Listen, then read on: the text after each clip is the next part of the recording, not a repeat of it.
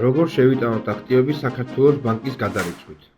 ამ ვიდეოში გაეცნობი ინსტრუქციას თუ როგორ შეიტანო აქტივები WhiteBit Georgia-ზე საქართველოს ბანკის მეშვეობით 0%-იანი საკომისიოთი. პირველ რიგში გადადი ბალანსის სექციაში და აირჩიე სასურველი stablecoin. დააჭირე შევსების ღილაკს. შემდეგ შეტანის მეთოდად აირჩიე საქართველოს ბანკი. მიუთითო სასურველი ოდენობა და დააჭირე ღილაკს შეტანა. აქ ნახავ ტრანზაქციის დეტალებს, მათ შორის IBAN ნომერს და გადარიცხვის დანიშნულებას.